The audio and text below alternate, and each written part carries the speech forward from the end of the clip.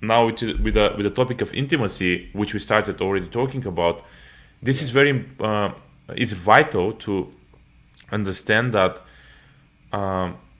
nowadays many people, you said, they have their backs ready to go Mm. because they are not committed enough to truly heal themselves and to truly create,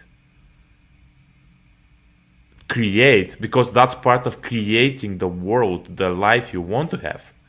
So Yeah. this is not commitment even about the other person, but it's a commitment about yourself and about creating the greatest life, and to really unleash the potential you have in you. Yeah. Yeah. And if you understand that this is what you are not committing to, I think it's a great mind shift for you to truly commit to that, because that's the key here, right? Yeah. And Yeah. it will be painful. It will be really painful sometimes, but otherwise we don't understand that we commit to suffering. Yeah, that's right. Exactly. Again, the suffering, it's beautiful, beautiful topics and questions, Dimi. And so, just so you know, every day there's two trains that go. Yep, and you get to choose which one.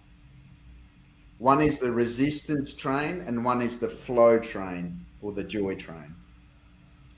And suffering is when you resist life, when you resist the moment. Yep.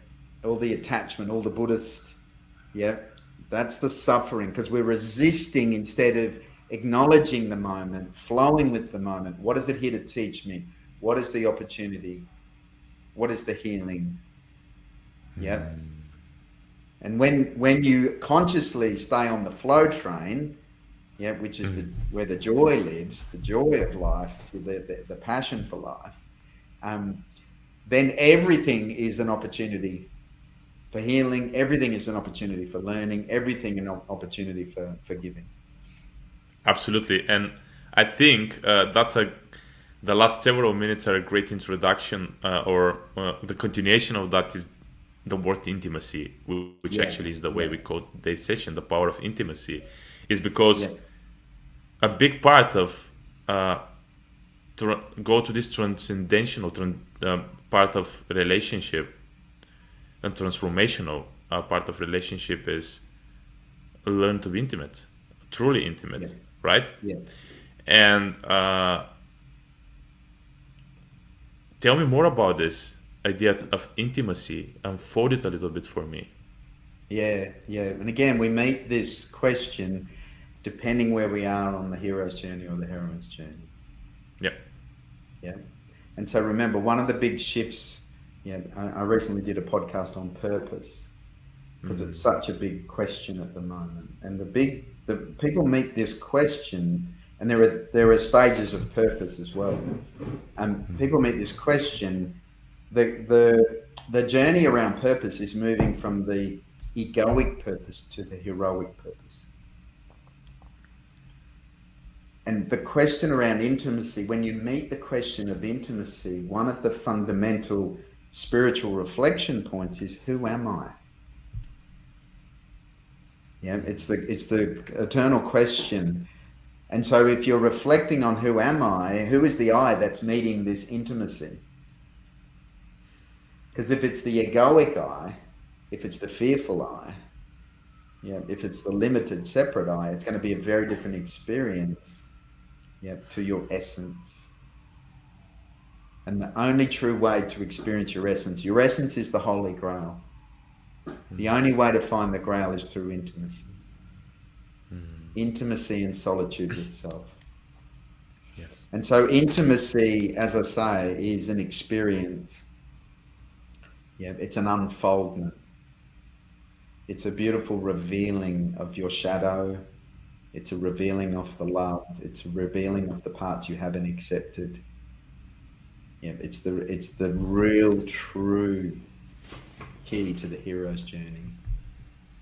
because the hero, the young man, looks for the Holy Grail outside of himself. Yeah. In his 20s, he's climbing mountains, he's traveling, he's looking for career. Yep. And thinking the Holy Grail is there. Somewhere in the world is the Holy Grail. And then for a lot of men, they get to the realization that, the Holy Grail was here all the time. Yeah, it was on the bedside table. Yeah, the Holy Grail is within me.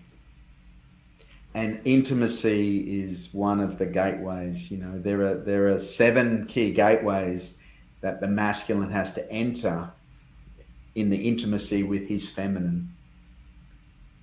And these gateways, guided gateways to truly find the Grail, you've got to move through these. You've got to move through those aspects, the intimacy you have with the 7 aspects of the feminine.